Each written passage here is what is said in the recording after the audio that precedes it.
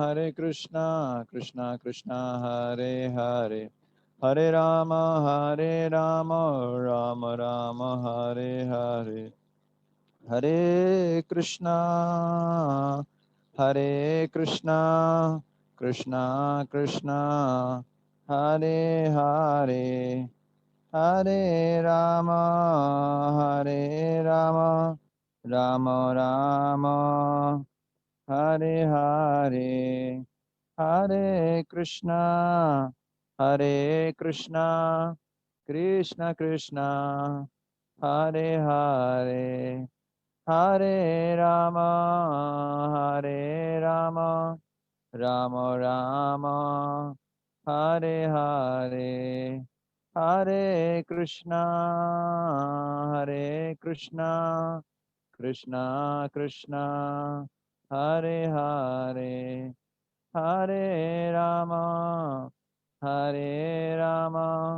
राम राम हरे हरे जय प्रभुपदा प्रभुपदा प्रभुपदा जय प्रभुपदा निताय गौर हरि बोल हरि बोल हरि बोल गौर हरि बोल निताय गौर हरि बोल हरि बोल हरि बोल गौर हरि बोल।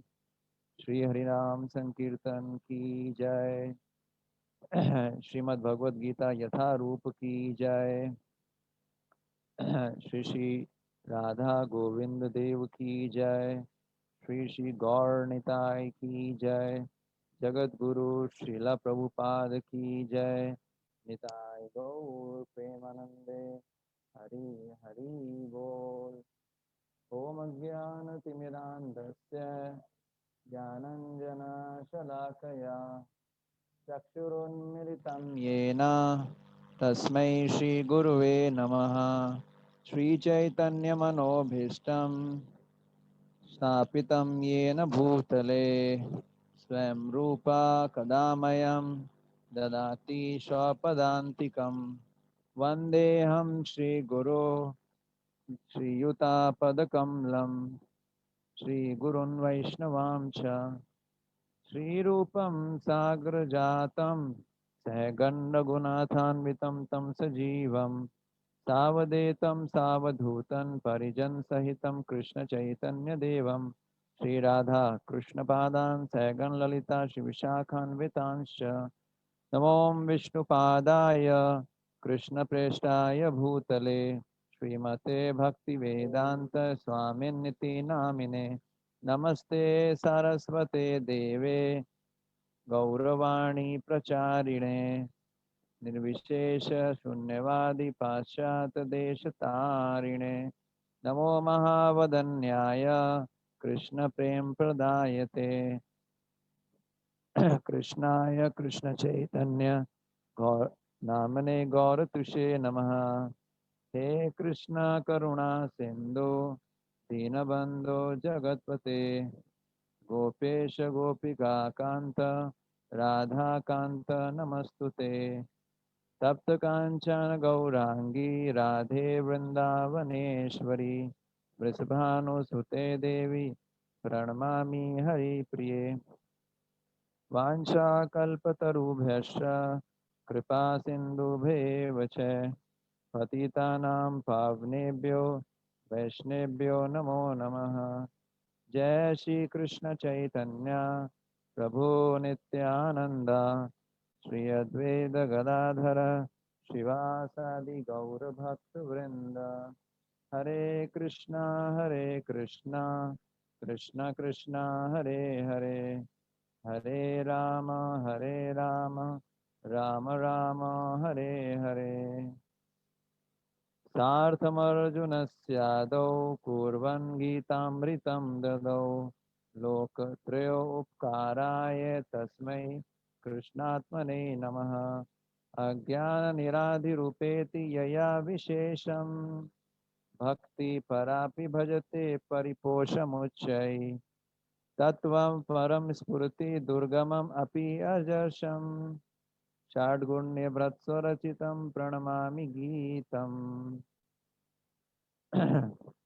निखिलश्रुति मौलिरत्नमाला द्युति निराजिता पादपङ्कजान्ता अयि मुक्तकुले रूपास्यमानां परित्रास्त्वं हरिणां संशयामि।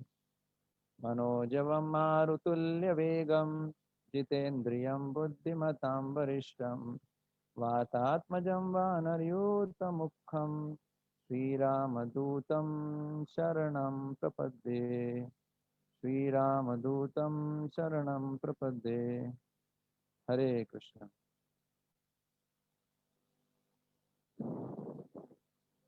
सभी भक्तों का स्वागत है।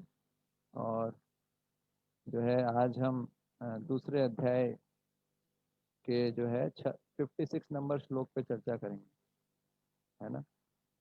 दूसरे अध्याय के 56 नंबर श्लोक। तो ये बहुत ही इम्पोर्टेंट श्लोक है। जैसे मैंने बताया ये सारे श्लोक ही बड़े इम्पोर्टेंट हैं साधकों के लिए। तो मैं आपको अभी अनम्यूट करूंगा, फिर हम लोग श्लोक का रिसाइटेशन करेंगे। तो वो 3 रिदम है, 3 मीटर है जिसमें हम श्लोक का रिसाइटेशन करेंगे, ठीक है ना। पहला मीटर सुन लीजिए, उसके बाद आप लोग बोल सकते हैं, ठीक है। हरे कृष्ण कृष्ण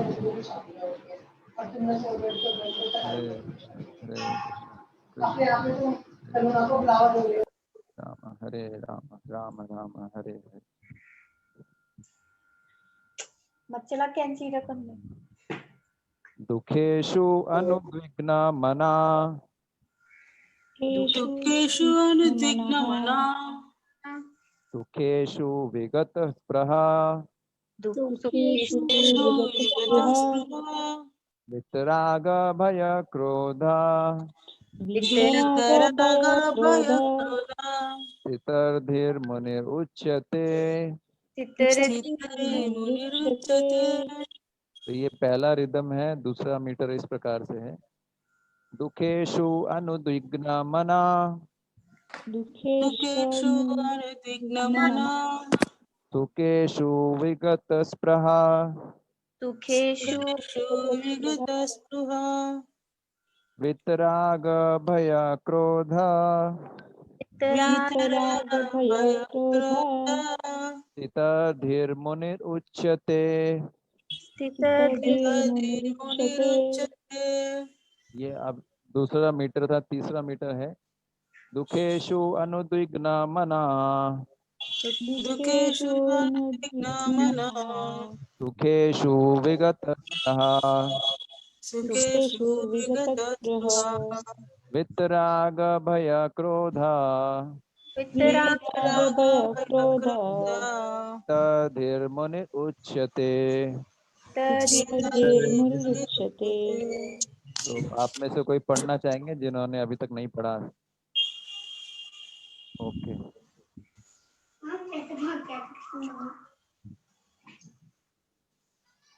हरे कृष्ण।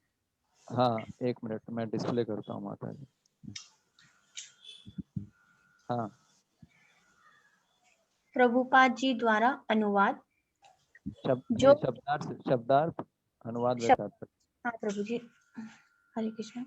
दुखेषु तीनों तापों में अनिद्रिग्य मना, मन में विचलित हुए बिना, सुखेषु सुख में विगत स्पृह रुचिरहित होने, वित्त मुक्त, राग आसक्ति, भय क्रोध तथा क्रोध से स्थिर मन वाला मुनि उच्चते कहलाता है। अनुवाद प्रभुपाद द्वारा। जो त्रय तापों के होने पर भी मन में विचलित नहीं होता अथवा सुख में प्रसन्न नहीं होता और जो आसक्ति, भय तथा क्रोध से मुक्त है, वह स्थिर मन वाला मुनि कहलाता है। तात्पर्य प्रभुपाद जी द्वारा। मुनि शब्द का अर्थ है वह जो शुष्क चिंतन के लिए मन को अनेक प्रकार से उद्वेलित करे किंतु किसी तथ्य पर न पहुंच सके। कहा जाता है कि प्रत्येक मुनि का अपना अपना दृष्टिकोण होता है और जब तक एक मुनि अन्य मुनियों से भिन्न न हो तब तक उसे वास्तविक मुनि नहीं कहा जा सकता। न चासु वृक्ष से मतः न भित्रम। महाभारत वन पर्व 313.117। किंतु जिन स्थिति मुनि का भगवान ने यहाँ उल्लेख किया है वह सामान्य मुनि से भिन्न है। स्थितधि मुनि सदैव कृष्ण भावना भावित रहता है क्योंकि वह सारा सुजात्मक चिंतन पूरा कर चुका होता है। वह प्रशांत निर्विशेष मनोरथांतर सर्वोत्र रत्न 43 कहलाता है, या जिसने शुष्क चिंतन की अवस्था पार कर ली है और इस निष्कर्ष पर पहुंचा है कि भगवान श्री कृष्ण या वासुदेव ही सब कुछ हैं। वासुदेव सर्वमिति स महात्मा सुदुर्लभ। वह स्थिर चित मुनि कहलाता है। ऐसा कृष्ण भावना भावित व्यक्ति तीनों तापों के संघात से तनिक भी विचलित नहीं होता, क्योंकि वह इन कष्टों तापों को भगवत कृपा के रूप में लेता है और पूर्व पापों के कारण अपने को अधिक कष्ट के लिए योग्य मानता है, और वह देखता है कि उसके सारे दुख भगवत कृपा से रच मात्र रह जाते हैं। इसी प्रकार जब वह सुखी होता है तो अपने को सुख के लिए अयोग्य मानकर इसका भी श्रेय भगवान को देता है। वह सोचता है कि भगवत कृपा से ही वह ऐसी सुखद स्थिति में है और भगवान की सेवा और अच्छी तरह से कर सकता है, और भगवान की सेवा के लिए तो वह सदैव साहस करने के लिए सतर्क रहता है। वह राग या विराग से प्रभावित नहीं होता। राग का अर्थ होता है अपनी इंद्र तृप्ति के लिए वस्तुओं को ग्रहण करना, और विराग का अर्थ है ऐसी इंद्रिय आसक्ति का अभाव। भगवत कृष्ण भावना मृत में स्थिर व्यक्ति में न राग न विराग, क्योंकि उसका पूरा जीवन ही भगवत सेवा में अर्पित रहता है। फलतः सारे प्रयास असफल रहने पर भी वह क्रुद्ध नहीं होता, चाहे विजय हो या न हो। कृष्ण भावना भावित व्यक्ति अपने संकल्प का पक्का होता है। हरे कृष्णा। हरे कृष्ण। सभी भक्तों का स्वागत है आज के गीता की कक्षा में। तो आज का श्लोक बड़ा इम्पोर्टेंट है। आप बोलेंगे प्रभु जी सारे श्लोक इम्पोर्टेंट है ना? तो है ना? तो 4 प्रश्न पूछे थे। क्या प्रश्न थे? अर्जुन ने 2.54 श्लोक में 4 प्रश्न पूछे थे। तो उसमें से जो है आज, हाँ,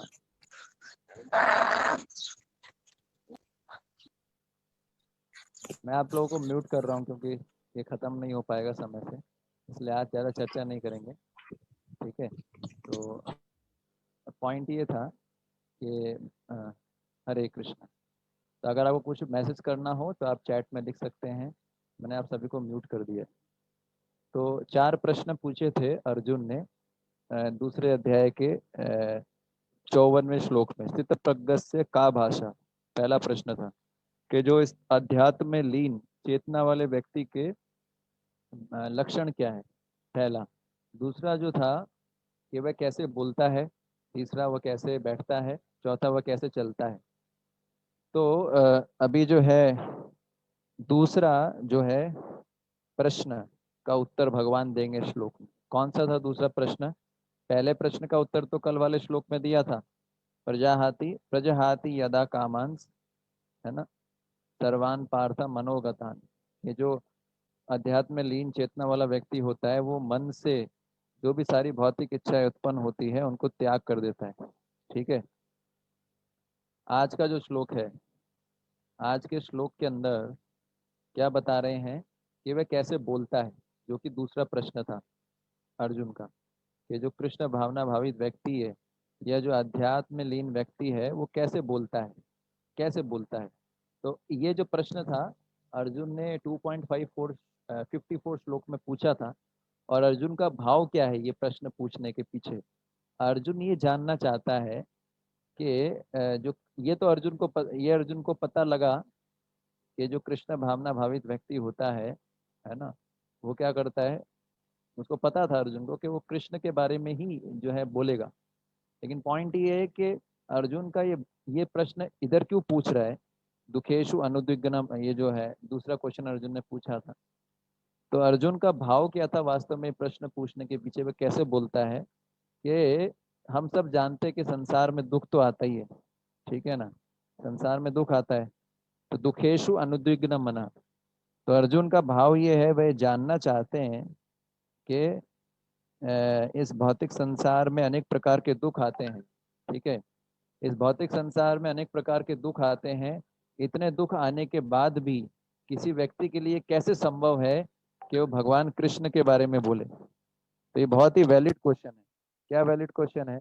इस संसार में बहुत सारे दुख आते हैं ना, तो किसी भी व्यक्ति के लिए, जो कोई भी व्यक्ति है स्पेशली, उसके लिए कैसे संभव है कि वह सदा कृष्ण के विषय में बोलता रहे? ये तो हमको पता है कि जो कृष्ण भावना भावित व्यक्ति होता है या अध्यात्म में लीन व्यक्ति होता है वो कृष्ण के बारे में बोलता है। लेकिन इतना दुख संसार में आने के बावजूद भी वो कैसे कृष्ण के बारे में बोलता है ना। तो इसके पीछे सीक्रेट क्या है?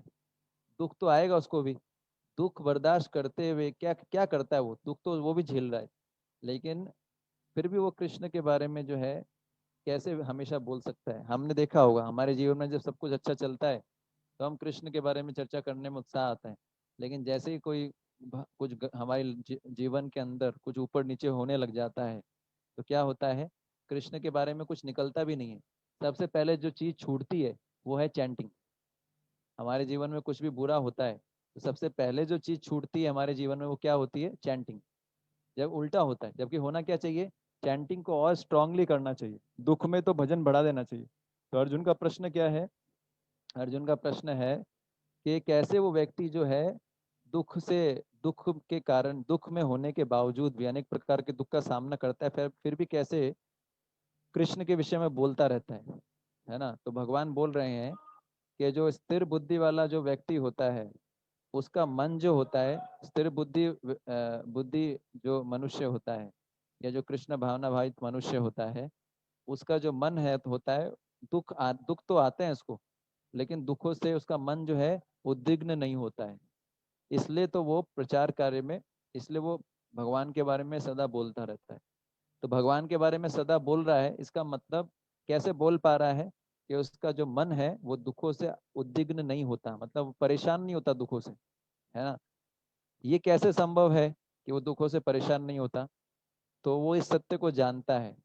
गीता के 5वें अध्याय के 22वें श्लोक में भगवान कृष्ण बोलते हैं, ये ही संस्पर्शजा भोगा दुख योनया एवते। कि इंद्रिय तृप्ति के जो विचार है ना, इंद्रिय तृप्ति इंद्रिय तृप्ति जो है उससे कष्ट मिलता है। तो वो इस सत्य को जानता है, इसलिए वो क्या करता है कि अपने मन से भौतिक कामनाओं को त्याग देता है। इसी कारण से उसका मन जो है वो दुखों से अनुद्विग्न नहीं होता, परेशान नहीं होता। यानी सामान्य व्यक्ति के लिए जो दुख की स्थितियां हैं वह कृष्ण भावना भावित व्यक्ति के लिए दुख नहीं है ना। सामान्य व्यक्ति के लिए जो दुख की स्थितियां हैं वो कृष्ण भावना भावित व्यक्ति के लिए दुख नहीं है। क्यों दुख नहीं है? क्योंकि सामान्य व्यक्ति इंद्रिय तृप्ति को सुख मानता है, लेकिन कृष्ण भावना भावित इंद्रिय तृप्ति को दुख का विषय मानता है। उल्टा है ना, पूरा डेफिनेशन ही उल्टा है। तो इसलिए जो है सामान्य व्यक्ति के लिए जो है दुखों से वो विचलित हो जाता है, लेकिन कृष्ण भावना भावित व्यक्ति ये सोचता है कि ये तो भगवान की कृपा है, और इस प्रकार से वो तो दुखी नहीं होता।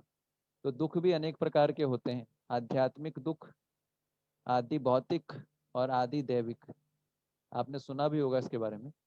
तो आध्यात्मिक दुख कौन से होते हैं? जो हमारा शरीर और हमारा मन हमको देता है ना। तो शरीर से कौन कौन से दुख मिलते हैं? जन्म मृत्यु जरा व्याधि, जन्म लेना, मरना, मृत्यु का कष्ट, है ना, बुढ़ापे का कष्ट, बीमारी का कष्ट, जन्म मृत्यु जरा व्याधि, ये शरीर के लेवल के दुख हैं। ऐसे ही मानसिक दुख होते हैं जो हमारा मन देता है। कौन कौन से? स्ट्रेस, डिप्रेशन, ये सब। लेकिन मुख्य रूप से जो है क्या जो है लोभ, काम, क्रोध, लोभ, मद, मोह, मात्सर्य, ये जो है वास्तव में यही सबसे बड़ी बीमारी है। मानसिक जो बड़ी बीमारियां हैं वो क्या हैं? काम, क्रोध, मद, मोह, मात्सर्य, ये जो 6 शत्रु हैं हमारे। तो जो कृष्ण भावना भावित व्यक्ति होता है वो हमेशा कृष्ण पे आश्रित रहता है, और जैसा कृष्ण उसको रखना चाहे वैसा ही रहता है। इसलिए वो जो है कैसा भी शारीरिक कष्ट आ जाए, कैसा भी मानसिक कष्ट आ जाए, वो उससे परेशान नहीं होता, वो उससे दुखी नहीं होता, क्योंकि उसका कोई एक्सपेक्टेशन ही नहीं रहता। वो तो ये सोचता जैसे भगवान रखेंगे मैं रहूंगा। तो इस कारण से, है ना, ये है विष्णु सहस्त्र नाम। विष्णु सहस्त्र नाम में एक श्लोक आता है, बहुत सुंदर श्लोक है। तो वो इस प्रकार है, ना क्रोधो ना चा मात्सर्यम ना लोभो ना शुभा मति भवन्ति कृतपुण्यानाम भक्तानाम पुरुषोत्तमे। तो ये विष्णु सहस्त्र नाम में श्लोक आता है, इसमें बताते हैं भगवान पुरुषोत्तम में। पुरुषोत्तम में मतलब भगवान विष्णु के जो भक्त होते हैं। पुरुषोत्तम मतलब भगवान श्री कृष्ण के जो पुण्यात्मा भक्त होते हैं, वो ना क्रोधो, क्रोध से प्रभावित नहीं होते, ना मात्सर्यम, ईर्ष्या से प्रभावित नहीं होते, है ना लोभो, लोभ से प्रभावित नहीं होते, है ना अशुभा मति, ना उनके अंदर अशुभ भावनाएं आती हैं, अशुभ बुद्धि होती है। तो यही बताया जा रहा है कि भगवान विष्णु के जो भगवान कृष्ण के जो भक्त होते हैं वो इनसे प्रभावित नहीं होते। ठीक है। तो इसका बहुत सुंदर उदाहरण है, क्योंकि कृष्ण भावना भावित व्यक्ति होता है, अपने आप को शरीर नहीं मानता है। शरीर नहीं मानने से क्या होता है कि शरीर के कष्टों से वो प्रभावित नहीं होता। उसने अभ्यास कर लिया होता है अपने जीवन में। क्या अभ्यास किया होता है? कि मैं शरीर नहीं हूँ। तो इसलिए शरीर के स्तर पे जब कष्ट आता है तो उससे प्रभावित नहीं होता। और इसका उदाहरण है शिला प्रभुपाद जी, है ना। शिला प्रभुपाद जी का उदाहरण है। तो शिला प्रभुपाद जी जब अपने अंतिम समय में थे वृंदावन में, ठीक है, तो उस समय क्या हुआ? उस समय जो है एक डॉक्टरों का दल आया था, लगभग 10-12 चिकित्सकों का दल आया था शिला प्रभुपाद जी को देखने के लिए, जब प्रभुपाद जी मृत्यु शैया पे थे अंत अंत समय में। तो इतने सारे चिकित्सक आए थे, लेकिन प्रभुपाद जी जो थे, इतनी बुरी हालत थी। आप वो देख सकते हैं, फाइनल फाइनल लेसन का ऐसा करके कुछ वीडियो है, तो प्रभुपाद जी शरीर छोड़ रहे हैं, इसमें दिखा रहे हैं। बहुत ही जर्जर अवस्था थी। उस अवस्था में भी शिला प्रभुपाद जी अपने बारे में चिंता नहीं कर रहे हैं। उस अवस्था में भी शिला प्रभुपाद जी उन चिकित्सकों से पूछ रहे हैं, क्या पूछ रहे हैं? कि आपको कोई आने में कोई समस्या तो नहीं हुई वृंदावन? आपका रहना खाना हो गया ठीक से? तो चिकित्सक भी हैरान हो गए, बोले ये कैसा व्यक्ति है ना। और हम देखते हैं शिला प्रभुपाद जी अंत समय तक भागवत का ट्रांसलेशन करते रहे, शरीर छोड़ा। भागवत पढ़ना ही जवानी में हमारे लिए इतना मुश्किल है, जैसे ही भागवत खोलते हैं तो क्या होता है? निद्रा महारानी हमारा संग करने के लिए आ जाती। ये तो जवानी में हालत है हमारी। सोचिए बुढ़ापे में भागवत पढ़ना भी चैलेंज है। और प्रभुपाद जी तो भागवत का ट्रांसलेशन कर रहे हैं, और कब कर रहे हैं? जब शरीर छोड़ने वाले हैं। तो आप समझ सकते हैं कि कितना जो है आसान काम नहीं है, है ना। तो प्रभुपाद जी, इससे पता लगता है प्रभुपाद जी अपने शरीर के कष्टों से परेशान नहीं थे। क्यों? क्योंकि वो उनको पता था कि मैं भगवान के धाम जाने वाला हूँ, है ना, और भगवान के शुद्ध भक्त भी हैं। दूसरा उदाहरण आता है जो अपने शरीर के कष्टों से प्रभावित नहीं होता। दूसरा उदाहरण आता है जयानंद प्रभु का। जयानंद प्रभु जो थे वो शिला प्रभुपाद जी के शिष्य थे, और जो भी रथ यात्रा होती है तो उनका फोटो लगता है रथ पे। और बहुत ही स्पेशल भक्त थे, उनके बारे में जितना चर्चा किया जाए उतना कम है। तो उनको कैंसर हो गया था, और जब उनको हॉस्पिटल में भर्ती कराया गया तो निश्चित था कि उनकी मृत्यु हो जाएगी। इस ऐसी अवस्था में भी, कैंसर की अवस्था में भी, वो डॉक्टरों को, चिकित्सकों को, जो चिकित्सक थे, नर्सों को, और जो अन्य रोगी थे उनको भागवत का उपदेश देते थे। बताइए। और उन्होंने शेयर किया, बोले ये जो टाइम है मेरा, जीवन का अंतिम समय है, इससे बेस्ट समय मैंने कभी आज तक नहीं देखा, है ना। तो ये अनुभव है। इसके अलावा हरिदास ठाकुर का उदाहरण आता है। हरिदास ठाकुर जब वृद्ध हो गए थे तो उनका जो है उनका शरीर काफी जर्जर हो चुका था, और उन्होंने भोजन भी बंद कर दिया था, अपना खाना पीना बंद कर दिया था, शरीर भी कमजोर हो गया था, लेकिन जो है अपने 3 लाख नाम जप करते थे, 192 राउंड्स, है ना, वो उन्होंने छोड़ा नहीं था। तो एक बार चैतन्य महाप्रभु आए, उन्होंने पूछा, बोले कि हरिदास क्या समस्या है तुम्हारे साथ? तो वो लगता है तुम जो है बीमार लग रहे हो, परेशान लग रहे हो। तो उन्होंने बोला, प्रभु मेरा बोले तबीयत तो ठीक है आपका, आपका तबीयत तो ठीक है? तो चैतन्य महाप्रभु को बोला उन्होंने, चैतन्य महाप्रभु ने पूछा उनसे, ठीक है? उन्होंने क्या, उन्होंने बोला, क्या बोला? उन्होंने बोला, हरिदास ठाकुर ने, प्रभु मेरा तबीयत तो ठीक है, लेकिन मेरा जो है भजन नहीं हो रहा है ना, ऐसा बोले।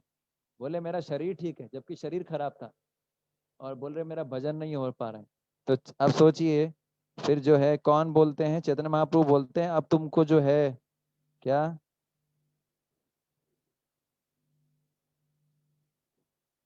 तो जो है उस समय आप समझ पा रहे हैं, तो उस समय हरिदास ठाकुर क्या बोलते हैं? हरिदास ठाकुर बोलते हैं, प्रभु मेरे से माला नहीं हो रहा है, शरीर तो मेरा ठीक है। चैतन्य महाप्रभु बोलते हैं, माला कम कर दो, अब तुम्हारा उम्र हो गया है, माला घटा दो। एक तरफ तो हरिदास ठाकुर, और एक तरफ हमारी हालत देखिए, हमको कोई नहीं भी बोलता है तो भी हम माला घटा देते हैं, है ना। कितना फर्क है, हमको कोई नहीं बोलेगा फिर भी हम माला कम कर देते हैं, कई बार छोड़ भी देते हैं, है ना। लेकिन हरिदास ठाकुर ऐसे, उनको चैतन्य महाप्रभु स्वयं बोल रहे हैं कि इतना माला करने का जरूरत नहीं है, आप घटा सकते हो, आपने जीवन भर माला किया है 3 लाख। हरिदास ठाकुर ने बोला ये संभव नहीं है मेरे लिए, मैं ये कम नहीं कर सकता। और फिर जो है उन्होंने बोला, प्रभु एक कृपा करो कि मैं जब अपना शरीर छोड़ूं तो आपको देखते हुए, आपका चेहरा देखते हुए ये शरीर छोड़ूं, और जो आपका चरण है वो मेरे सीने पे रहे। तो ये बहुत सुंदर लीला है, आप पढ़ सकते हैं, चैतन्य चरितामृत में आता है कि किस प्रकार शिला हरिदास ठाकुर शरीर छोड़ते हैं। तो ऐसा एग्जाम्पल दिया मैंने, जो आध्यात्मिक क्लेश होने के बावजूद भी जो उससे प्रभावित नहीं हुए, ऐसे भक्त, है ना, जो हमेशा कृष्ण के बारे में बोलते रहे। दूसरा है आदि भौतिक क्लेश। आदि भौतिक क्लेश कौन से होते हैं? जो दूसरे जीव हमको देते हैं, है ना, दूसरे जीव।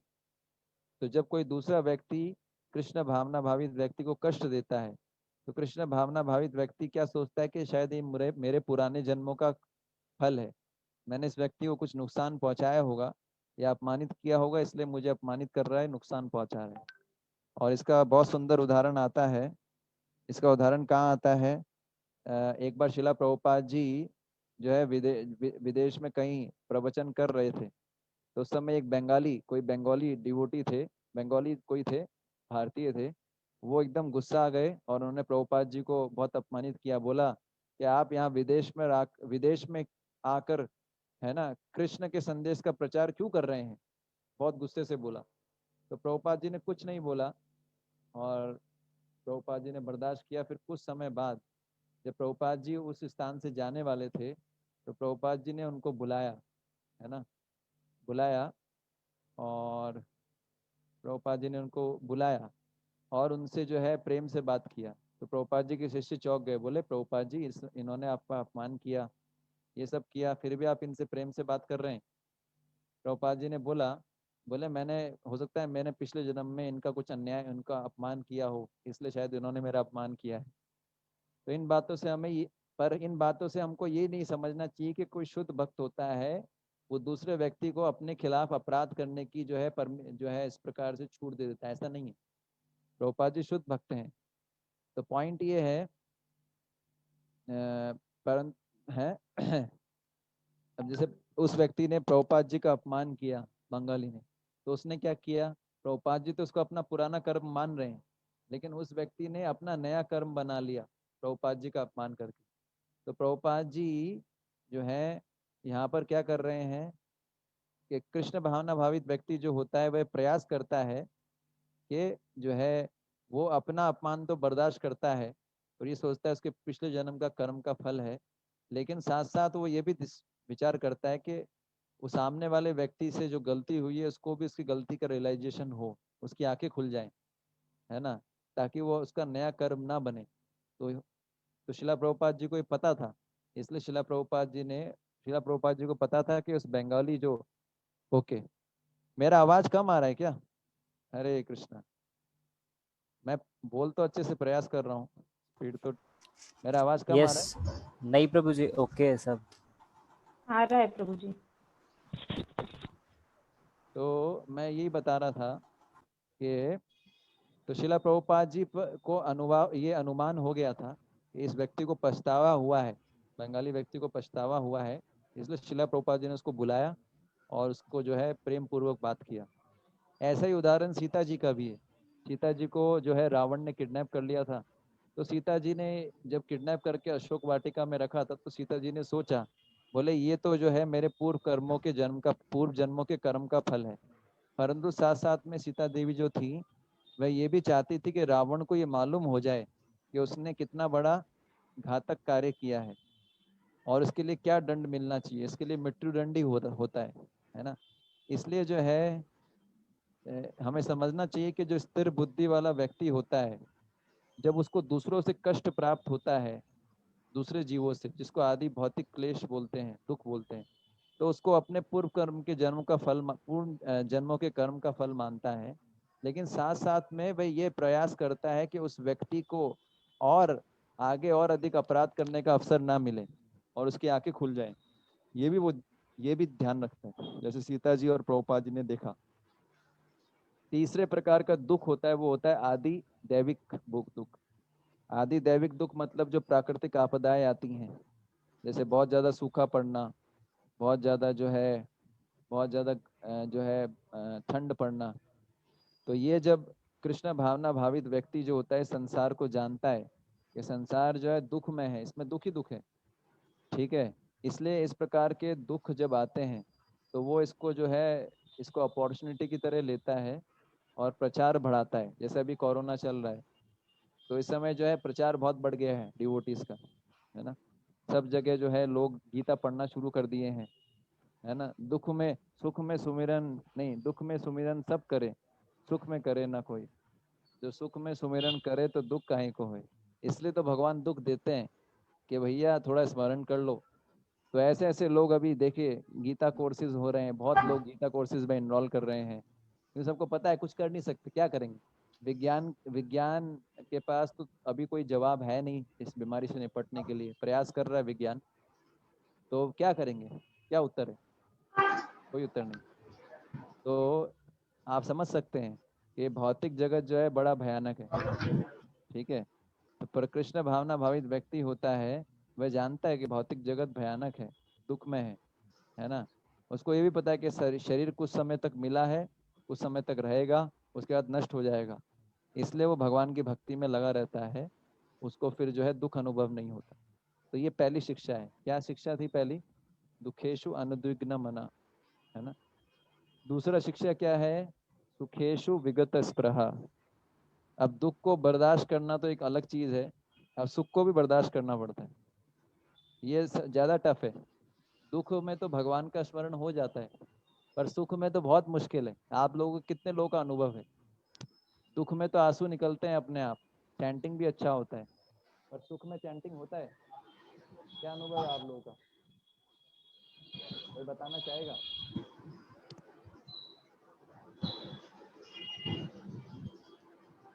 अच्छा, आप लोगों को नहीं, आप अनम्यूट कर सकते हैं आप चाहें तो। मैंने टेम्पररी अनम्यूट कर रखा है आप लोगों को। नहीं हो रहा? देखिए, टेक्नोलॉजी का बेनिफिट। और कोई बताना चाहेगा?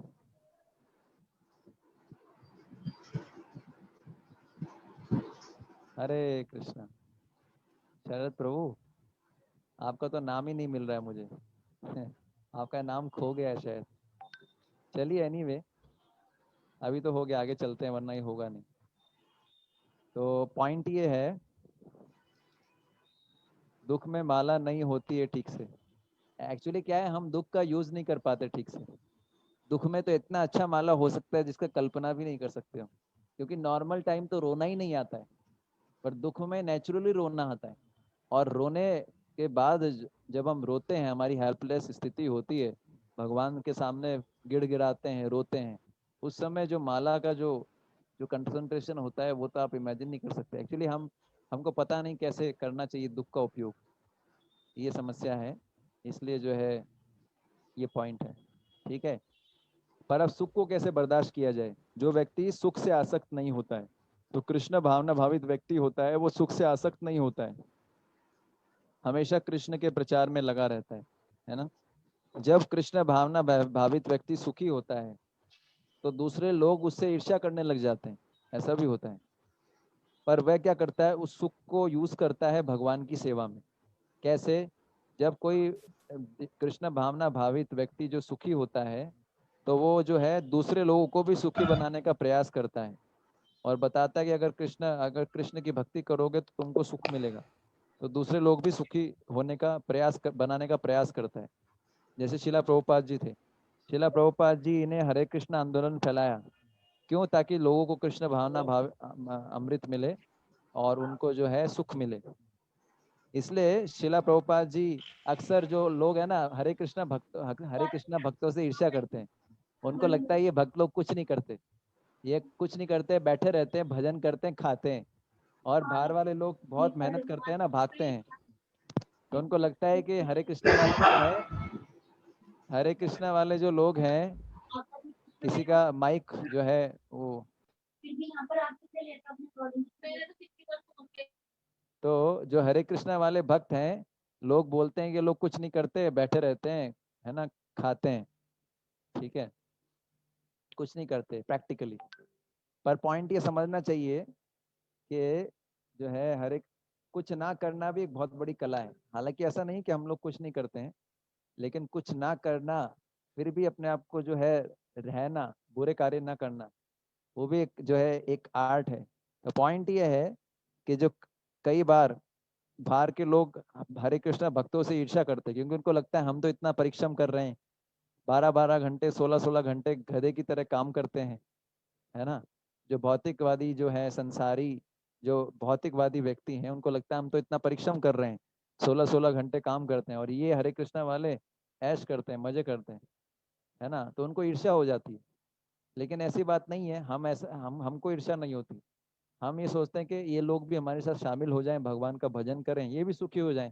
प्रभुपाद जी बोलते थे, बोले ये हरे कृष्ण आंदोलन सबके लिए, हाँ, आप हमसे ईर्ष्या क्यों करते हो? आप भी हमारे साथ आके डांस करो, प्रसाद ग्रहण करो, क्या प्रॉब्लम? तो ये है। और शिला प्रभुपाद जी का उदाहरण आता है। शिला प्रभुपाद जी कभी भी सुखों से आसक्त नहीं थे। आप सोचिए, शिला प्रभुपाद जी जब वृंदावन में थे और अमेरिका जाने की बात आई, तो शिला प्रभुपाद जी जो थे, वो जो है उनको अच्छे से उनका भजन हो रहा था प्रभुपाद जी का वृंदावन में। वो अमेरिका नहीं भी जाते तो भी गोलोक वृंदावन जाने वाले थे, कोई डाउट ही नहीं था। आराम से भजन चल रहा था, वृंदावन में थे, और क्या चाहिए किसी व्यक्ति को। लेकिन प्रभुपाद जी ने, वो अपने सुख से आसक्त नहीं थे। भले ही आध्यात्मिक सुख भी हो, लेकिन भक्त जो होता है अपने सुख से आसक्त नहीं होता। इसलिए प्रभुपाद जी जो है अपने आध्यात्मिक सुख को छोड़ दिया। उन्होंने बोला मैं भगवान कृष्ण की इच्छा को पूरा करूंगा, मैं अपने आध्यात्मिक गुरु की इच्छा को पूरा करूंगा। इसलिए वो जो है अमेरिका चल दिए अपने आध्यात्मिक सुख को छोड़ के। और उनको कितना स्ट्रगल हुआ हम सब जानते हैं। लेकिन वास्तव में जब शिला प्रभुपाद जी ने अपने सुख का त्याग किया और वृंदावन और विदेश में जाके अनेक वृंदावन जैसे जो है जगह बना दी, तो इस कारण से शिला प्रभुपाद जी भगवान के और वृंदावन के और भी ज्यादा निकट आ गए। तो इससे पता लगता है कि भक्त जब श्री कृष्ण की सेवा के लिए अपने सुख का त्याग करता है, तो उसको कई गुना, हजारों गुना सुख ज्यादा मिलता है। ये सिद्धांत है। अगर भगवान को प्रसन्न करने के लिए हम अपने सुख का त्याग करते हैं, तो हमको कई गुना ज्यादा सुख मिलता है। और दूसरा उदाहरण है चैतन्य महाप्रभु का। चैतन्य महाप्रभु का जो है वो आइडियल गृहस्थ थे, आइडियल गृहस्थ थे। उनकी पत्नी थी, बहुत सुंदर पत्नी थी, लक्ष्मी स्वरूपा थी, विष्णु देवी जी। उनकी माता थी सची देवी, कोई कमी नहीं थी, सुख से रह रहे थे। लेकिन फिर भी चैतन्य महाप्रभु ने क्या, अपने गृहस्थ जीवन का जो है परित्याग किया और प्रचार करने के लिए संन्यास धर्म ग्रहण किया, है ना। कौन करेगा ऐसा? ऐसी 6 गोस्वामी हैं। इसलिए जो है बहुत सुंदर एक लाइन है, आप मेरे पीछे बोल सकते हैं, है ना। ये षड गोस्वामी अष्टकम में आता है, मेरे पीछे पीछे बोल सकते हैं। त्वक्त्वा तूर्णमशेष मंडलपति, बोलिए। त्यक्त्वा तु नो शेषमण्डलपति श्रेणी सदातु च वत् श्रेणीं सदा तुच्छवत् भूत्वा दीनगणेश को कारुणया। भूत्वा दीनगणेश को करुणया आगे क्या है? कौपीनकण्ठाश्रितो हाँ, कोपी न कंठाश्रितो। बोलिए। कौपीनकण्ठाश्रितो वंदे रूप सनातन रघुयुगो रघुयुगो श्रीजीव श्रीजीव गोपालको। गोपालको तो कई लोग वन्दे रूप सनातन रघुयुगो श्रीजीव गोपालको। हरे कृष्णा। तो कई लोगों को लगता है कि ये जो है, जो लोग भौतिक रूप से असफल होते हैं वही भक्ति करते हैं। जो लोग को भौतिक जीवन में कुछ मिला नहीं, जॉब नहीं लगा, जिनको खाने के लिए नहीं मिलता, वो लोग ही भक्ति करते हैं। लेकिन ऐसा नहीं है। जो 6 गोस्वामी थे बहुत अमीर थे। एक एक गोस्वामी जो थे बड़े अमीर थे, कोई कमी नहीं थी उनको, है ना। ऐसे ही कई एक मेरा फ्रेंड, मेरे को कई लोग मिलते हैं, बोले प्रभु जी आपके जीवन में आपके लिए करने के लिए कुछ नहीं था क्या, जो आपने ब्रह्मचारी आश्रम ज्वाइन किया, इस्कॉन ज्वाइन किया? ये क्या आपने क्या फायदा हुआ इतना पढ़ाई करके? अगर आपको जो है इस्कॉन ज्वाइन करना है, इतना पढ़ाई क्यों किया? उनको पता नहीं है कि ऐसा नहीं था कि हम लोग भौतिक रूप से असफल थे। या 6 गोस्वामी की बात कर लीजिए, वो कोई असफल व्यक्ति नहीं थे, बहुत सफल थे। लेकिन बाहर वाले लोगों के लिए, लोगों का उद्धार करने के लिए अपना सुख त्याग दिया। चैतन्य महाप्रभु ने अपना ग्रस्त जीवन त्याग दिया। इतना सुंदर ग्रस्त जीवन कौन छोड़ेगा? हम किसी को ऐसा ग्रस्त जीवन मिल जाए कौन छोड़ना चाहेगा? लेकिन चैतन्य महाप्रभु ने त्याग दिया। इसलिए क्या बोलते हैं, यदि गौर ना होई तो तबे की होई तो, है ना। अगर चैतन्य महाप्रभु नहीं होते तब क्या होता? या बोलते हैं चैतन्य महाप्रभु के बारे में, बोलते हैं नमो महावदन्याय कृष्ण प्रेम प्रदायते कृष्णाय कृष्ण चैतन्य नामने गौर तुषे नमः। महावदान्य है, महावदन्य। अपने कंफर्ट जोन को छोड़ दिया, अपने सुख को छोड़ के दूसरे लोगों का भला करने के लिए संन्यास लिया। तो ये जो है, भक्त जो होता है अपने सुखों से आसक्त नहीं होता है। जब वो अपने सुखों को त्याग करता है तो उसको और ज्यादा सुख मिलता है ना। इसलिए तीसरा जो है, वितराग भय क्रोधा। वितराग, राग भय और क्रोध से जो मुक्त है। तो राग का मतलब होता है आसक्ति। इस संसार में किसी व्यक्ति या वस्तु से हमारी आसक्ति हो जाती है, जो हमारी इंद्रिय तृप्ति में हमारी मदद करता है। जैसे फॉर एग्जाम्पल भरत महाराज का उदाहरण है। भरत महाराज जंगल में गए, हिरण से आसक्त हो गए और फिर भगवान से उनका ध्यान हट गया। तो जो लोग भगवान की भक्ति करना चाहते हैं जीवन भर, उनको किसी भी व्यक्ति या वस्तु से आसक्त नहीं होना चाहिए, केवल कृष्ण को छोड़ के। ये उधर भागवत में लिखते हैं, जो सीरियसली भक्ति करना चाहते हैं उनको कृष्ण को छोड़ के किसी से आसक्त नहीं होना चाहिए, वरना क्या होगा, आसक्ति होगी तो फिर क्या होगा, कष्ट मिलेगा। और फिर भय का बताते हैं कि जब इस भौतिक संसार में, है ना, यदि कोई व्यक्ति है जो जिससे हमारी इंद्रिय तृप्ति हमको मिलती है, अगर वही व्यक्ति हमारी इंद्रिय तृप्ति में बाधा डालने लगे और वो हमसे ज्यादा बलशाली हो, तो उससे हमको भय प्राप्त होता है। पर कृष्ण भावना भावित व्यक्ति होता है, वो भयभीत नहीं होता, ना आसक्ति रखता है। क्यों? क्योंकि वो उसमें इंद्रिय तृप्ति की कोई कामना ही नहीं होती, इंद्रिय तृप्ति की कोई इच्छा ही नहीं होती। अगर इंद्रिय तृप्ति की इच्छा नहीं होगी तो ना तो भय होगा, ना आसक्ति होगी, कोई इच्छा ही नहीं है उसकी, है ना। उसको कुछ प्राप्त नहीं करना, उसको पूजा लाभ प्रतिष्ठा चाहिए नहीं, उसको कुछ नहीं चाहिए, तो वो उसको कोई भय नहीं होगा, उसको आसक्ति नहीं होगी, है ना। एक बार चैतन्य महाप्रभु को एक ब्राह्मण ने श्राप दे दिया था कि आपके ग्रस्त जीवन का सुख समाप्त हो जाए। एक ब्राह्मण ने श्राप दिया था। चैतन्य महाप्रभु बड़े खुश हो गए। चैतन्य महाप्रभु ने उनको धन्यवाद दिया, क्योंकि वो तो इस यही चाहते थे, वो तो प्रचार करना था ना, तो ग्रस्त जीवन तो त्यागना पड़ेगा। ऐसे ही क्रोध है, वितराग भय क्रोधा। तो भौतिक संसार में अगर कोई व्यक्ति है, हमारे इंद्रिय तृप्ति में बाधा बनता है, पर हमसे ज्यादा शक्तिशाली नहीं है, तो उस व्यक्ति के प्रति हमको क्रोध प्रकट करते हैं हम लोग, है ना। उसमें भी उदाहरण आता है, पर चूंकि कृष्ण भावना भावित व्यक्ति होता है, उसमें इंद्र तृप्ति की कोई इच्छा नहीं होती, इसलिए वो क्रोध से ऊपर होता है। क्रोध क्यों आता है? जब हमारे जो हम चाहते हैं वैसा नहीं होता तो क्रोध आता है ना। और उस व्यक्ति पे आता है जो हमारे से जो है बलवान नहीं है, निर्बल है। उसमें उदाहरण देते हैं महाराज रांति देव का। महाराज रांति देव एक राजा हुए थे जिन्होंने 48 दिन तक फास्टिंग किया था, 48 डेज, कोई भोजन नहीं, कोई पानी नहीं। फिर उनको थोड़ा सा जल प्राप्त हुआ था और वो जल पीने वाले थे, इतने में एक चांडाल आ गया। चांडाल मतलब जो कुत्तों का मांस खाता है। एक चांडाल आया कुत्तों को लेकर और जल मांगने लगा। अब सोचिए अगर किसी ने फास्टिंग कर रखी हो 48 डेज और जल पी के फास्टिंग खोलने वाला हो और वही फास्टिंग का जल कोई और मांग ले, तो सोचिए कितना क्रोध आएगा। लेकिन उनको क्रोध नहीं आया, है ना, बल्कि उन्होंने अत्यंत आदर पूर्वक वह जल जो है चांडाल को दे दिया, क्योंकि उनको ठीक है जैसी भगवान की इच्छा, भगवान शायद ये चाहते हैं, है ना। तो ये कारण है। चौथी शिक्षा मिलती है स्थिर धीर मुनि उच्यते, अर्थात ऐसा व्यक्ति जो होता है स्थिर बुद्धि वाला मुनि कहलाता है। तो मुनि शब्द की प्रभुपाद जी ने भी यहाँ पर कई व्याख्या लिखी है। मुनि शब्द का मतलब होता है जो मौन धारण करने वाला होता है या जो मननशील होता है, मननशील। तो पिछले श्लोक में जैसे अर्जुन ने प्रश्न पूछा था वह कैसे चलता है, कैसे बोलता है, तो इस प्रश्न के उत्तर में भगवान कहते हैं कि जो व्यक्ति कृष्ण भावना भावित होता है वह व्यक्ति उन अवसरों पे मौन धारण करता है। किन अवसरों पे?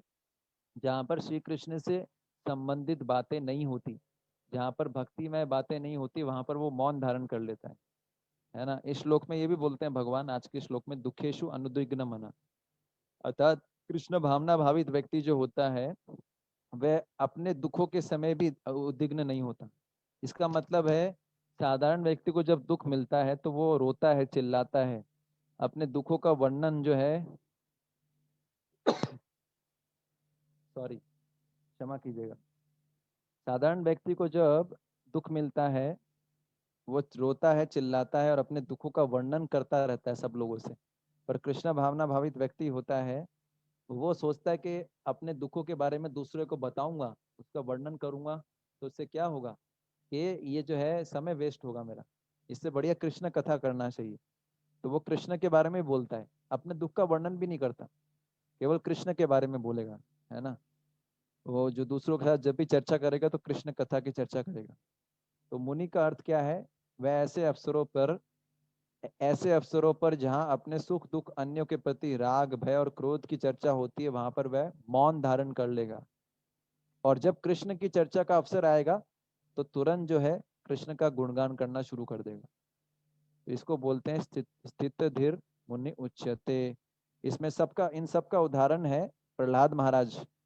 प्रहलाद महाराज इसका एक और उदाहरण है कि प्रहलाद महाराज को इतना दुख मिला अपने पिता से, फिर भी कृष्ण का गुणगान करते रहे। उनको अनेक सुख सुविधाएं प्राप्त थी लेकिन फिर भी उससे आसक्त नहीं हुए, क्योंकि राजा के पुत्र थे, फिर भी जो है कृष्ण का गुणगान करते रहे, है ना। तो ये उदाहरण है प्रहलाद महाराज का, है ना। तो ये हम सीख सकते हैं प्रहलाद महाराज से, इस प्रकार से, है ना। हरे कृष्ण। तो अब मैं अनम्यूट कर रहा हूँ, आपका कोई प्रश्न हो तो आप पूछ सकते हैं। हरे कृष्णा कृष्ण कृष्ण हरे हरे, हरे राम राम राम हरे हरे। यस, कोई प्रश्न है आप लोगों का? हरे कृष्ण। हाँ, हरे कृष्ण। प्रभु जी दंडवत प्रणाम। प्रभु जी, जिस तरह से मुनि की व्याख्या की गई है इसमें, इस तरह अगर कलयुग में कोई मनुष्य अगर रहना चाहेगा तो बिल्कुल आइसोलेट हो जाएगा, मुझे ऐसा लगता है। ऐसा नहीं है, अगर इस तरीके से कोई रहेगा ना तो हाँ। लोग उसको देख के इंस्पायर होंगे और जो है वो आइडियल बनेगा, लोगों को इंस्पायर करेगा। आप देख लीजिए ना प्रभुपाद जी के उदाहरण, प्रभुपाद जी से लोग, प्रभुपाद जी इसका एग्जाम्पल है।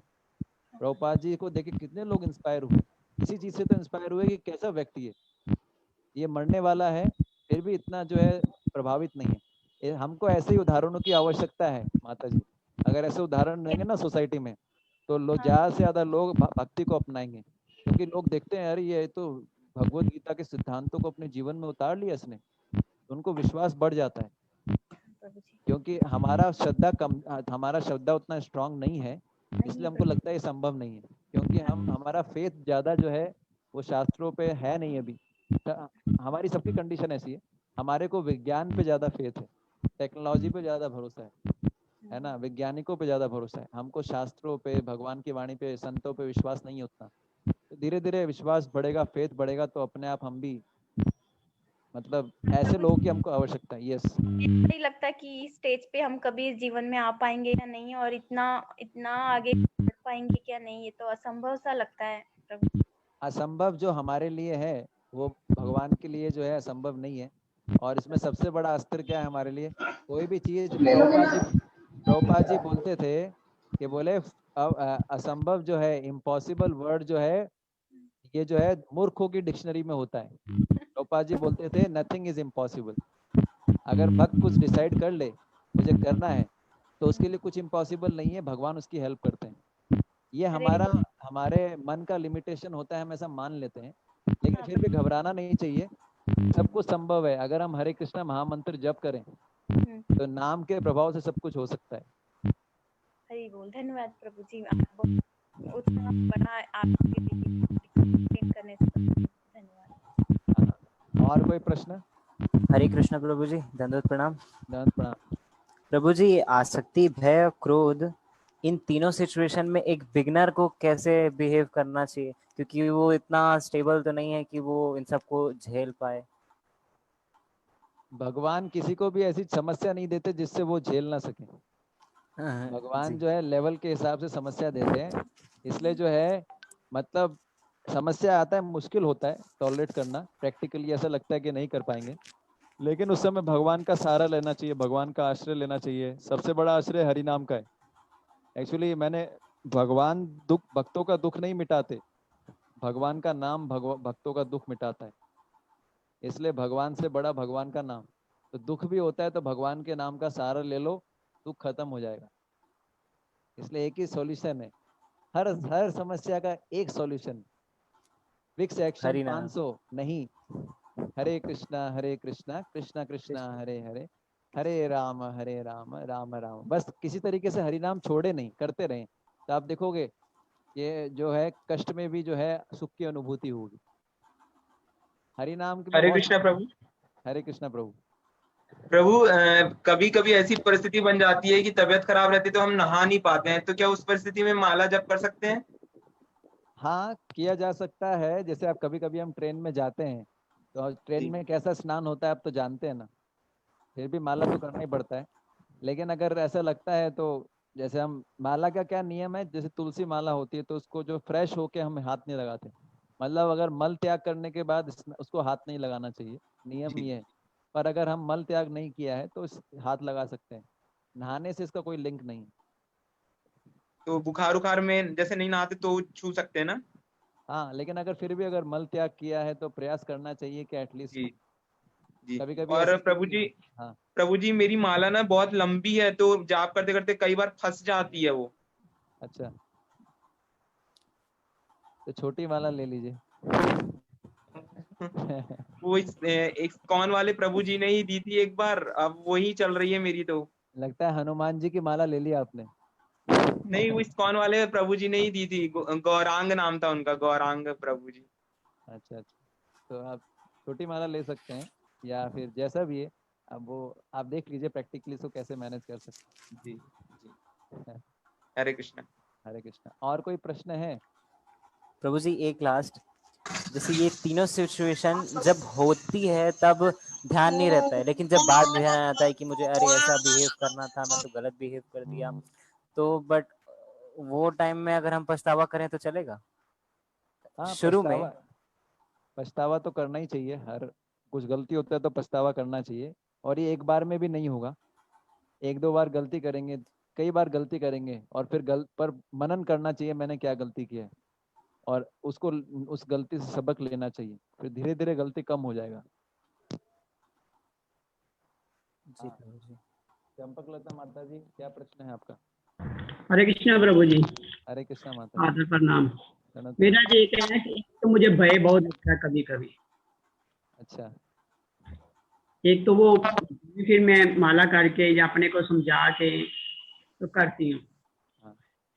तो दूसरा है, ये आपने बोला कि जो मुनि है, ये हाँ। तो जैनियों के मुनि बोलते रहते हैं ना कि जैनियों के मुनि आए, जैनियों के मुनि आए, तो उनमें यह शक्ति बेक्रोध नहीं होता? नहीं तो नहीं एक्चुअली होता है। एक्चुअली मुनि का, जैसे आप प्रभुपाद जी का तात्पर्य पढ़ेंगे तो उसमें दो प्रकार के मुनि बता रखे, एक साधारण मुनि और एक कृष्ण भावना भावित मुनि। हम्म, तो पॉइंट ये है कि साधारण मुनि है कि ये जो काम क्रोध वेग से जो है, कोई भी व्यक्ति जब तक नहीं बच सकता जब तक कृष्ण की शरण ना ले। तो भले ही वो बाहर से दिखते हैं, हो सकता है कुछ एक वेग जीत लिया उन्होंने, लेकिन परमानेंटली कोई नहीं जीत सकता। जब तक कृष्ण की भक्ति नहीं करोगे तब तक काम क्रोध से मुक्त हो ही नहीं सकते, और कोई सॉल्यूशन ही नहीं है। एक्सटर्नली आप दिखा दो दुनिया को कि मैं काम को जीत गया हूँ, क्रोध को जीत गया हूँ, लेकिन वास्तव में नहीं हो, संभव ही नहीं है, कृष्ण की कृपा से ही है। वो दिगंबर घूमते रहते हैं, तो फिर नहीं, वे कैसे न, उन्होंने जीत लिया सब? देखिए मतलब उन्होंने जीत लिया सब कुछ जो दिगंबर। ऐसा नहीं है। नग्न घूमने से ऐसा नहीं सोचना चाहिए काम को जीत लिया है, ये सोचना गलत है। नग्न घूमने से काम जो इस भौतिक संसार में है, कोई भी व्यक्ति ऐसा नहीं है। अरे जब ब्रह्मा जी काम के वेग से नहीं बच सके, जब शिव जी जैसे बड़े योगी नहीं बच सके, पूरे इस भौतिक ब्रह्मांड में केवल नर नारायण ऋषि के अलावा कोई काम पे विजय प्राप्त नहीं कर पाया है। ऐसा नहीं है उन्होंने काम पे विजय प्राप्त कर ली है, संभव ही नहीं है, इम्पॉसिबल, हो ही नहीं सकता। ऐसा परिस्थिति उत्पन्न नहीं होता उनके सामने। लोक लज्जा के भय से जो है, और तपस्या भी करते हैं, इसमें कोई डाउट नहीं है, वो लोग तपस्या करते हैं, लेकिन काम को तपस्या से नहीं जीता जा सकता। आप देखिए कितनी तपस्या किया था। आप देखिए, क्या शिवजी ने तपस्या नहीं किया? शिवजी कितना ध्यान करते हैं, पर जब मोहिनी मूर्ति के रूप में भगवान आए तो क्या हुआ? ब्रह्मा जी अपनी पुत्री के पीछे भागे थे कामातुर होके, लेकिन एक तरफ हरिदास ठाकुर, क्यों हरिदास ठाकुर हरा पाए काम को? माया देवी खुद दीक्षा ले लिया, माया देवी उनसे दीक्षा ले लिया। क्यों? एक ही सॉल्यूशन है, जब तक कोई नाम का आश्रय नहीं लेगा तब तक उसको काम का आश्रय लेना पड़ेगा, या तो नाम या काम, ऑप्शन हमारे पास है। इसलिए भगवान का नाम लेके बचा जा सकता है। हो सकता है कुछ समय के लिए वो ऐसा लगता है काम से ऊपर उठ गए, लेकिन संभव नहीं है। काम बहुत ही शक्तिशाली शत्रु है, उससे कोई नहीं बच पाया, केवल कृष्ण का भक्ति बच सकता है। धन्यवाद आपका। और दूसरा भय का? भय, भय हाँ, तो देखिए, भय जितना समर्पण हमारा भगवान के प्रति बढ़ेगा उतना भय कम हो जाएगा। अभी जो है समर्पण जितना है उतना भय कम लगता है, इसलिए जो है समर्पण बढ़ाना चाहिए। समर्पण कैसे बढ़ाएंगे? समर्पण बढ़ाने का एक ही तरीका है, चैंटिंग कीजिए, नाम लीजिए जितना हो सके, ऐसे भक्तों का संग कीजिए जिनमें समर्पण है, जिन जो भय से ऊपर उठे हुए हैं। तो धीरे धीरे उनसे ये होगा, और समय के साथ साथ हो जाएगा अपने आप।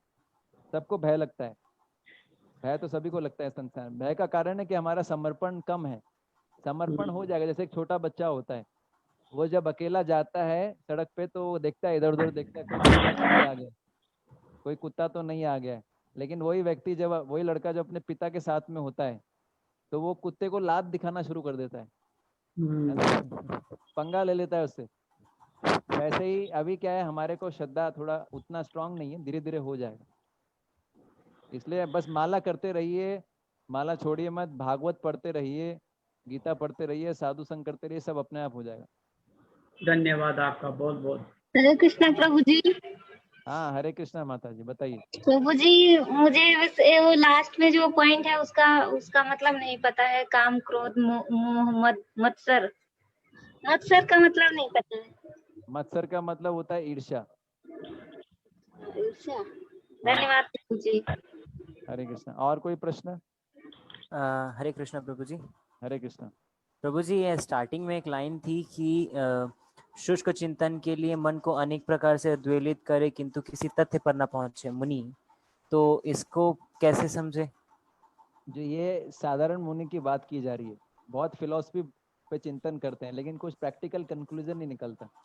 जैसे कई लोग होते हैं ना, कई मुनि होते हैं, बोलते हैं नहीं नहीं वेदों में ये लिखा हुआ है, ऐसा करना चाहिए। तो ये शुष्क चिंतन मतलब ड्राई चिंतन, ड्राई स्पेकुलेशन, मतलब उसमें कुछ रस नहीं होता। कृष्ण कथा तो होता नहीं उनके पास, शुष्क चिंतन करते रहते हैं, संसार में ये है, संसार में वो है, पर कृष्ण के बारे में कुछ चर्चा नहीं करेंगे। तो शुष्क चिंतन का मतलब है जिसमें कृष्ण का कुछ नहीं हो, कृष्ण के बारे में कोई चर्चा ना हो, और अंत में कोई कंक्लूजन भी नहीं निकलता फिर ये भाई फाइनल करना क्या है। क्योंकि वो सिर्फ कुछ लोग होते हैं ना, जैसे तर्क करते रहते हैं, आर्ग्यूमेंट करते रहते हैं, लेकिन कोई कंक्लूजन पे नहीं पहुंचते। वैसी स्थिति है ना। जी प्रभु जी। और कोई प्रश्न? धन्यवाद प्रभु जी। और कोई प्रश्न नहीं है? आप लोग संतुष्ट है सब? संतुष्ट बहुत ये न बढ़िया। केनवा। बहुत बहुत धन्यवाद आपका, बहुत बढ़िया आपने बताया आज। वैसे तो चलिए, रोज बताते हैं आप, बहुत बढ़िया। आप लोगों का बहुत बहुत धन्यवाद। इसमें आपको धन्यवाद जाता है, आप लोग सुनने के लिए आए। इसमें भगवान को धन्यवाद जाता है, वरिष्ठ भक्तों को धन्यवाद जाता है ना। अच्छा सुरेश सैनी प्रभु, आपका प्रश्न है, अनम्यूट करना है आपको, है 1 मिनट, आप अनम्यूट कीजिए। हरे कृष्णा प्रभु जी। हरे कृष्णा। प्रभु जी मेरा क्वेश्चन है कि मैंने कुछ आदमियों को ऐसे समझाया था भगवत गीता के बारे में, अच्छा तो फिर उन्होंने बोला कि चलो ठीक है, मतलब भगवत गीता लिया ना, हम पढ़ लेंगे। हाँ तो उनको देना चाहिए ना, मतलब, या फिर हाँ, कुछ नियम होते हैं इसको भी देने के? नहीं नहीं देना चाहिए, इसमें क्या है। आप गीता खरीद लो, उनको दे दो, या उनको बोल दो कि जाके ले ले मंदिर से। नहीं, वो तो मैंने बोल, पर अभी मंदिर में मिल जाएगी क्या प्रभु, यहाँ जयपुर में? मिल जाएगी, क्यों नहीं मिलेगी। पर वो तो बंद है ना शायद मंदिर। पर गीता तो मिल जाएगी। मैं आपको केशव प्रभु का नंबर भेज दूंगा, केशव प्रभु से बात कर लो। हाँ, क्योंकि मेरे को 4-5 ये भेजनी है। ठीक है ठीक है। हाँ ठीक है पद्मा प्रभु जी, माता, ठीक है। हरे कृष्णा। पद्मा माता जी क्या प्रश्न है आपका? नंबर दे देना प्रभु जी। हाँ मैं भेज दूंगा हरे आपको। कृष्ण जी। हरे कृष्णा।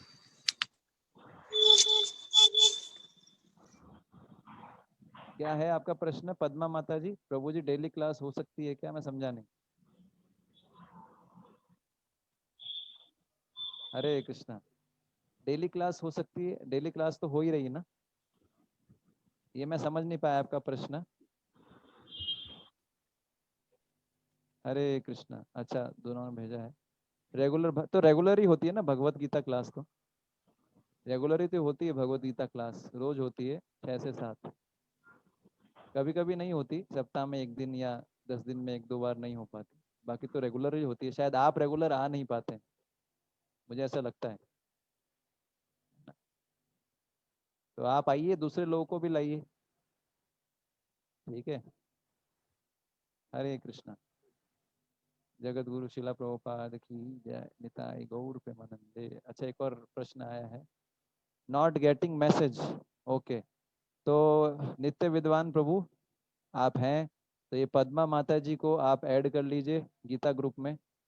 पद्मा माता जी हमारे कोऑर्डिनेटर हैं नित्य विद्वान प्रभु, या नीलू माता जी, किसी को भी आप मैसेज कर दीजिए। आप अपने नंबर एक्सचेंज कर लीजिए, ठीक है। मैं मीटिंग अभी जो है छोड़ रहा हूँ, या तो आप मेरे को एसएमएस कर सकते हैं, या फिर जो है यहाँ पर नित्य विद्वान प्रभु हैं, ये मेरा नंबर है, इस पर अगर आपको जमता है तो आप व्हाट्सएप कर सकते हैं, तो मैं आपको ऐड कर दूँगा, ठीक है। हरे कृष्णा कृष्ण कृष्ण हरे हरे, हरे राम राम राम हरे हरे।